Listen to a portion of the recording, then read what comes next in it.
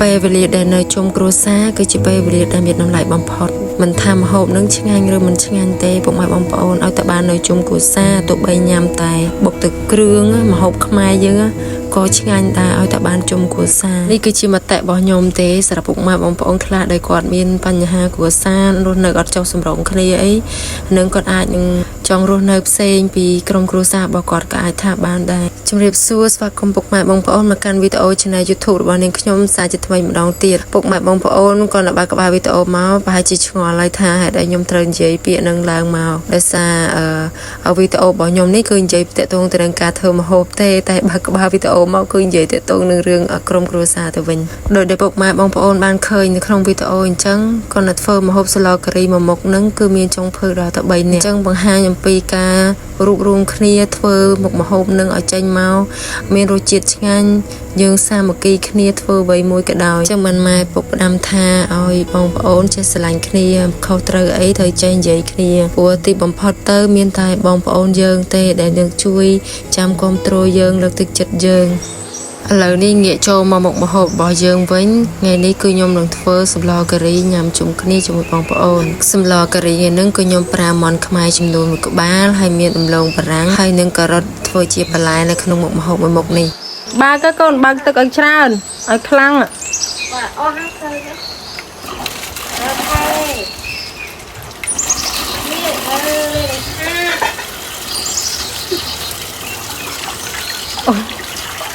លើកដៃលៀងណាចាប់លៀងណា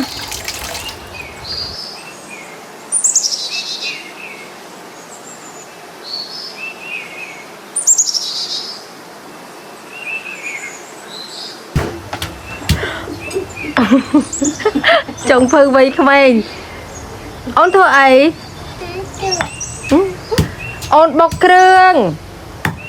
ប្រាប់អ៊ំពូមិញនិយាយតាថាអូនបុកគ្រឿងអូកូននេះចេះដល់ហើយចេះជួយហ្មងណាកូនប្រុសឯតែចរិតស្រីសូមបីតែក្មួយខ្ញុំឃើញម៉ាក់វារវល់ធ្វើម្ហូបអញ្ចឹងហើយវានៅតែមកជួយទៀតណាចឹងបានថា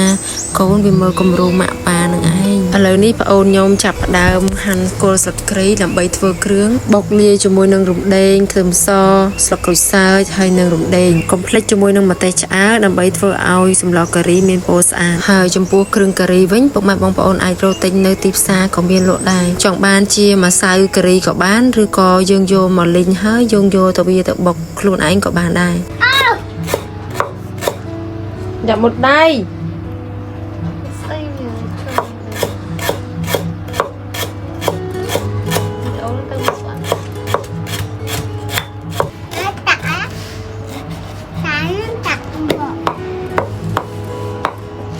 ម៉ែឈប់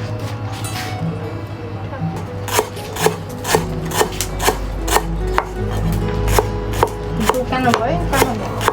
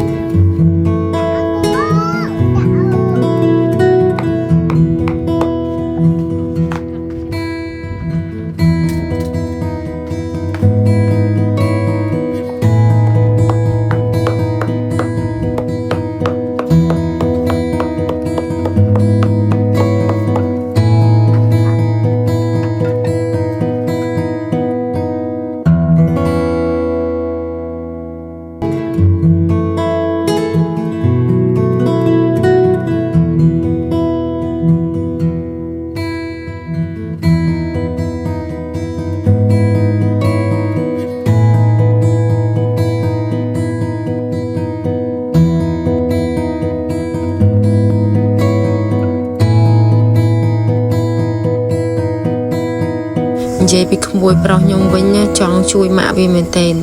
ផ្សាឲ្យធ្វើមើលបើមិនខ្ចាយកំពប់អស់លេងបន្ទាប់ពីប្អូនខ្ញុំបុកគ្រឿងហើយខ្ញុំនឹងចាប់ផ្ដើមលីងគ្រឿងការីនឹងនៅក្នុងខ្ទះដើម្បីឲ្យវាឈ្ងុយហើយស្រួយ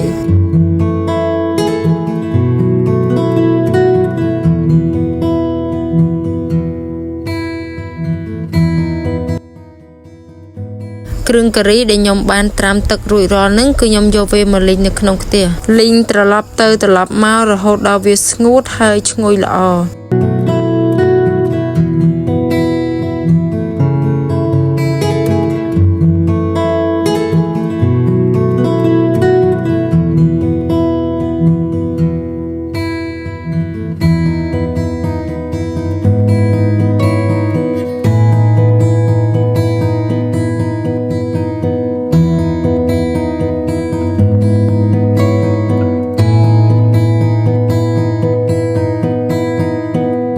បន្ទាប់ពីខ្ញុំបានលីងគ្រឿងការីនឹងស្ងួតល្អហើយឥឡូវនឹងប្អូនខ្ញុំគាត់ចាប់ផ្ដើមបុកគ្រឿងនឹងឲ្យខ្ញុំដោយសារតែប្អូនខ្ញុំគ្នារវល់មើលកូនផងអីផងហើយគ្នា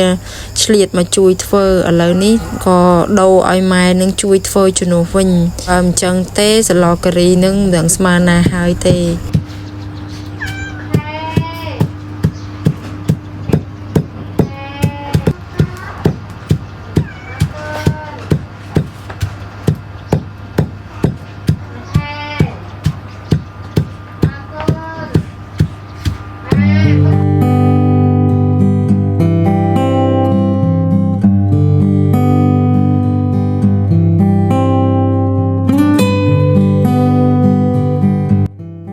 សម្លការីមួយឆ្នាំងហ្នឹងគឺចុងភៅ 4-5 នាក់នោះពុកម៉ែបងប្អូនហើយម៉ែកាត់ឲ្យពុកនឹងជួយកាប់ដូងចំពោះសម្លការីដែលខ្ញុំធ្វើហ្នឹងគឺខ្ញុំប្រើដូងចំនួន2ផ្លែ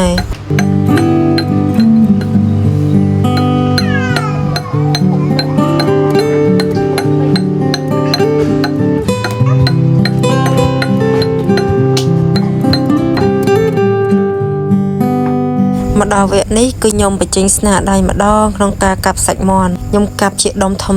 ដើម្បីងាយស្រួលកុំឲ្យវាបែកសាច់មាន់ខ្លាំងពេកនៅពេលដែលយើងកកគ្រឿងទៅនឹងចំពោះថ្ងៃហ្នឹងគឺខ្ញុំយកមាន់ស្រែយកមកធ្វើដោយសារនៅផ្សារព្រៃចច្រៃហ្នឹងគឺសបោខ្លាំងម៉ងមាន់ខ្មែរហ្នឹងហើយចំពោះបន្លែវិញមានដូចជាការ៉ុតហើយនិងដលងបារាំងគ្រាន់តែម៉ែបុកគ្រឿងសឡការីនឹងមកខ្ញុំឈ្ងុយការីចង់ញ៉ាំតែម្ដង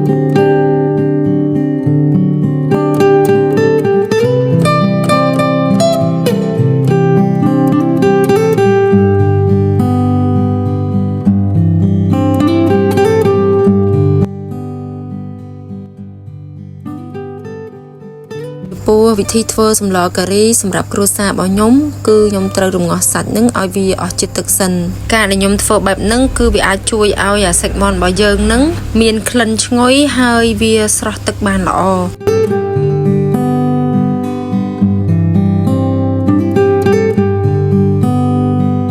ឥឡូវនេះម៉ែរបស់ខ្ញុំគាត់ចាប់ផ្ដើមពូតដូងដើម្បីយកខ្ទិះទៀតហើយពុកម៉ែបងប្អូនដែលគាត់តាមដានវីដេអូរបស់ខ្ញុំរាល់វីដេអូទាំងអស់ឲ្យទៅថាពូតយកខ្ទិះដូងដឹងតែម៉ែខ្ញុំនឹងគាត់អ្នកធ្វើហើយភាគតិចចាស់ដែលខ្ញុំធ្វើ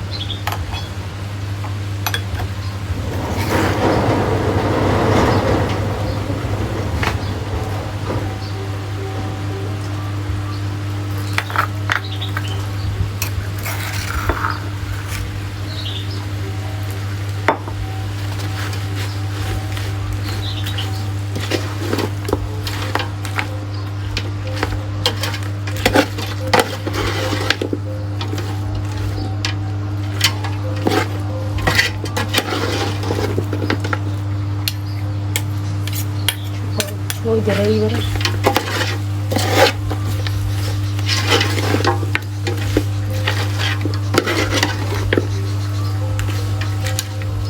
โอ้ยนี่เต้สมุดรอน้อยยืนโยนนี่ติ๊กติ๊กกับบ้านเลยอยู่มาไว้กี่ไว้ดักตักบาลเลยคือ ปตปีเสกมอนสงบตึกเอาให้ยมจับดามด่าเครื่องกรีให้หนึ่งเครื่องได้ยืมมันบอกลีไปโจคเนียนั่งโจตะครองชนั่งดำใบกโกจมวยหนึ่งเสกมอนปตมาเตี้ยยมเตยประทายจมวยหนึ่งประหอกให้หนึ่งกับปีบันติ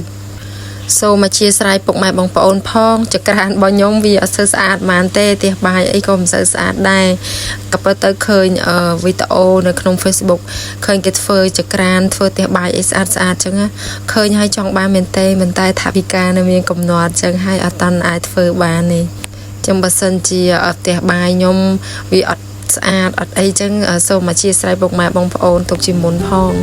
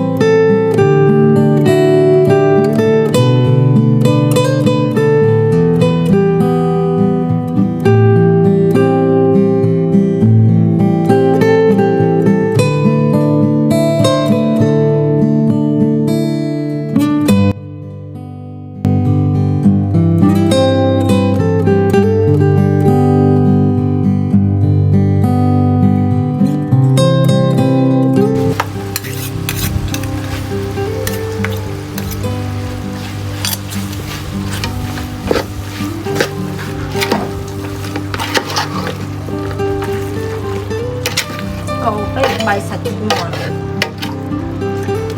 mày á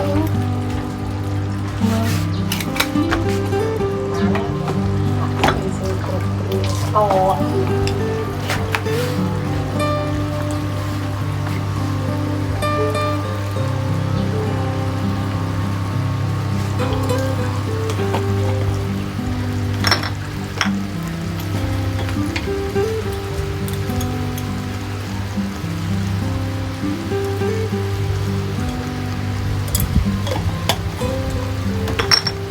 bỏ lột còn lại nữa đã hai vậy đây mà là cái tray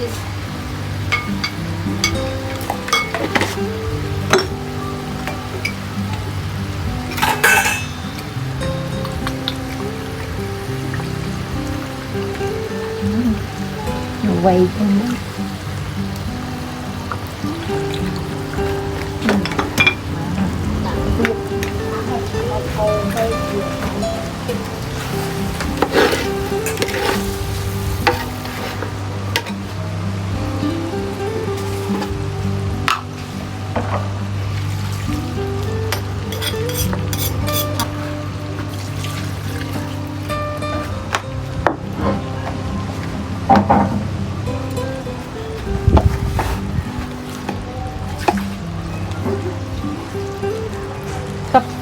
lên mò sọc ré nó to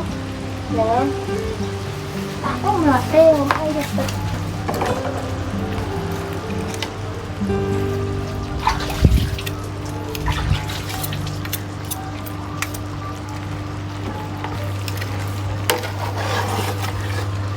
bọc bay cái trai học đi này cái trai em thấy mấy nè đồ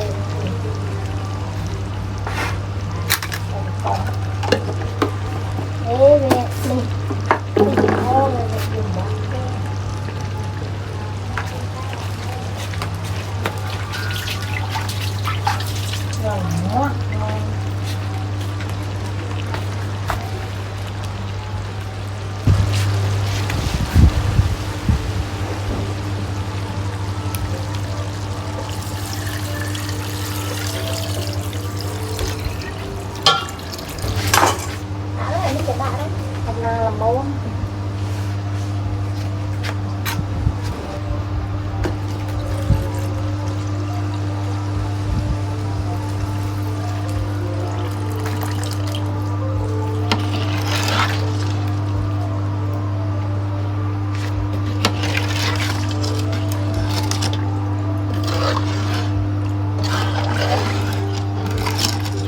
tơ pơ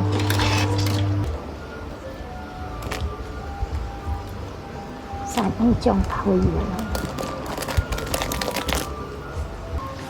đừng toàn thôi đi còn là